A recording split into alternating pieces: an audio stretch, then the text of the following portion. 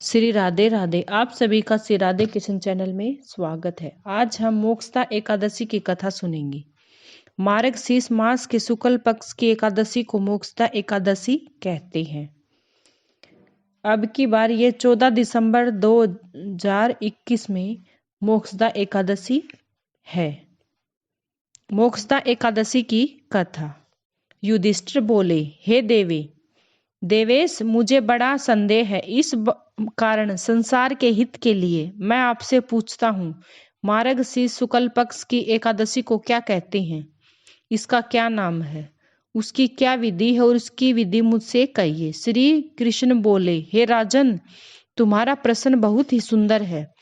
मार्गशीर्ष कृष्ण पक्ष की जो उत्पन्ना नाम की एकादशी है, वह सूर्य दैत्य को मारने के लिए मेरे शरीर से उत्पन्न हुई है, इसलिए मुझको बहुत प्रिय है। हे राजसत्तम, मैं तुम्हारे सामने चर अचर तीनों लोकों को हित के लिए उस एकादशी का वर्णन करूंगा। उसका नाम मोक्षदा एकादशी है। यह सब पापों को हरने वाली है। इसमें दामोदर भगवान की अच्छी तरह से पूजा करें, तुलसी की मंजरी और धूप से अच्छी तरह भगवान की आराधना करें। हे राजेंद्र, मैं पुराण की कथा कहता हूँ, उसको सुनो। जिसके माता पिता पुत्र अधोगति में हों, वे इस कथा के पुण्य के प्रभाव से निसंदेह स्वर्ग को चले जाते हैं। हे राजन, वैष्णवों से सुशोभित चंपक नामक एक सुंदर नगर में प्रजा की पुत्र की तरह रक्षा करने वाला वेखानस नाम का एक राजा था।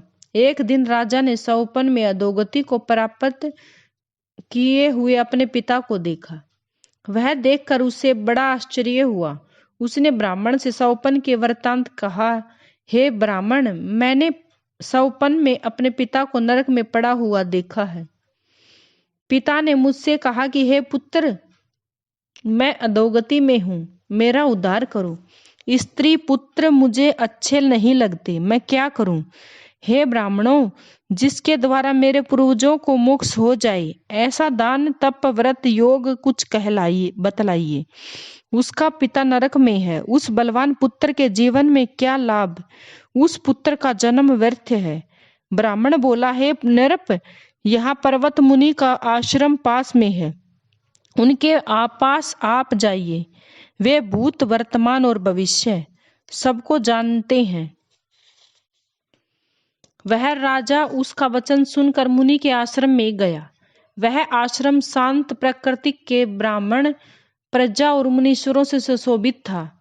राजा ने वहां जाकर पृथ्वी पर साष्टांग प्रणाम किया। मुनि ने राजा के सातों अंगों की कुशलता पूछी और कहा कि तुम्हारा राज्य निष्कंटक तो है। राजा बोला, हे विप्र, आपकी कृपा से सब कुशल होने पर भी कुछ विघ्न उपस्थित हो गया है। हे ब्राह्मण, मुझे कुछ संदेह है, उसको आप दूर कीजिए। पर्वत मुनि राजा के पास यह वचन सुनकर नेत्र बंद करके भूत वर्तमान और भविष्य की सोचने लगी। फिर राजा से बोले, हे राजेंद्र, आपके पिता के पाप को मैंने समझ लिया है। पूर्व जन्म में वे पत्नी के द्वेष से तुम्हारे पिता ने काम के वशीभूत होकर एक स्त्री को रति दी और दूसरी स्त्री के आग्रह करने पर भी ऋतुदान नहीं दिया। इस क्रम से वह नरक में पड़ा है। राजा बोला, हे मुनि, किस व्रत और दान से उस नरक से मेरे पिता का उद्धार होगा?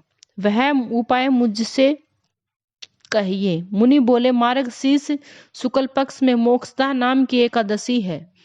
तुम सब लोग उसका व्रत करके उसका पुण्य पिता को दे दो। मुनि के इस वचन को सुनकर राजा अपने घर आ गया। जब आग्रहण शुद्धि आई तब स्त्री पुत्र और रानीवास समेत विधि पूर्वक व्रत करके उसका पुण्य राजा को दिया।